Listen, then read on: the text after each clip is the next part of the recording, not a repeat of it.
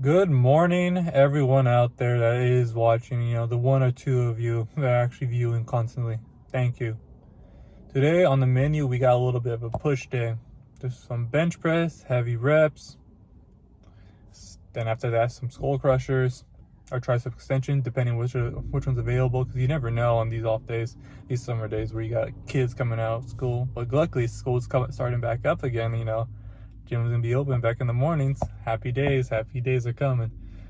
Then a little bit of lat raises again, and then a little more tricep extensions. Main focus this middle cycle to be all triceps. I want arms as big as my head. I want arms as big as basketballs.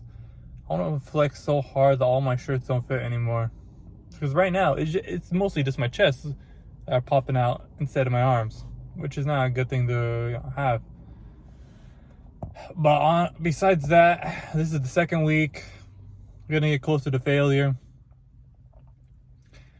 Gonna be pushing a little harder, shooting for 190 pounds, 195 pounds if possible, for about 10 reps. Going for 2-3 sets, depending on my shoulder feels. Because, man, once you get older in your mid-20s, anything that involves anything explosive-wise and you don't train for it, you'll be injured immediately. Like, I was playing dodgeball, a friendly game of dodgeball, I threw a ball. I wanted to show off. I threw a ball too hard. Man, my age catch up with me. My shoulder has been feeling it ever since. I actually have to warm up my shoulders now. It's a bit sad being in your mid-20s. But what can you do? Time catches up to everyone. Besides that, though, feeling good everywhere else. The break off caffeine has not really affected me all too much. Just feeling more tired at nighttime. But besides that, yeah, getting the 8 hours of sleep, staying hydrated. Almost recovering. Lower back is a little sore, from yesterday, doing heavy squats.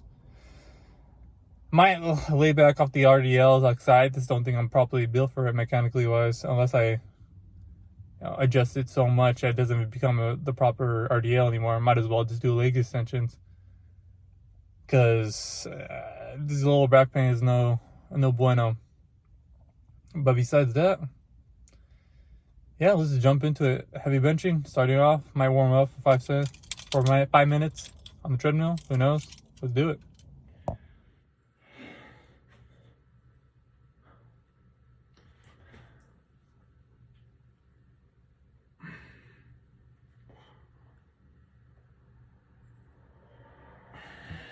Just finished an amazing workout, as you can see by these massive pythons.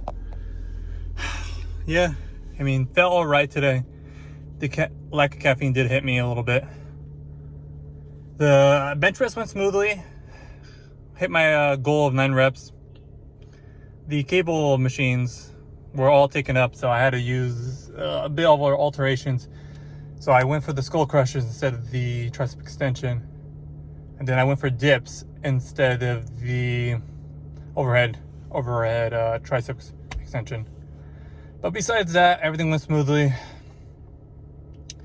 But while I was working out, a thought came into my mind that being in this limbo between graduating and going to your grad school is such a weird occurrence. Because you only got 2 months to really find a job.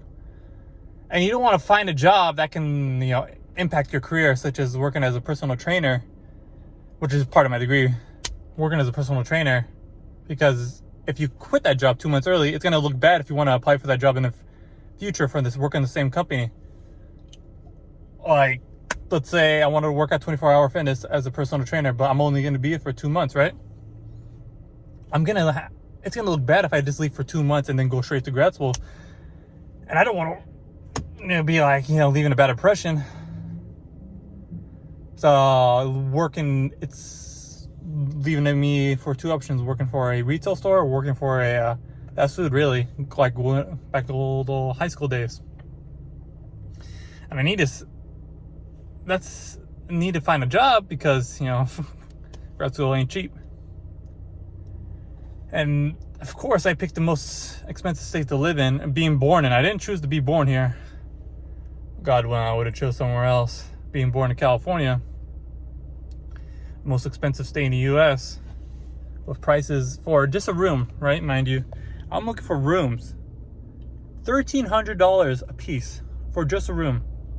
You know how insane that is? You don't even get anything. You just get a bed and a TV, maybe. And it's very, very small chance of getting it all furnished. So you have to bring your own stuff. And when I'm talking about a room, I'm not talking about a fancy room. No, it's just literally like walls are falling apart. No heater, no insulation. Just you and survive. You know, like the video game Halo Reach, and the final mission is like survive. That's your objective. Just go to school, work, and sleep. Nothing else. Because you can't fight a girl over there. What? Are you going to be smashing while the Mr. Rat in the corner is going to be watching you? No. Well, that's all I got for today. Have a good workout.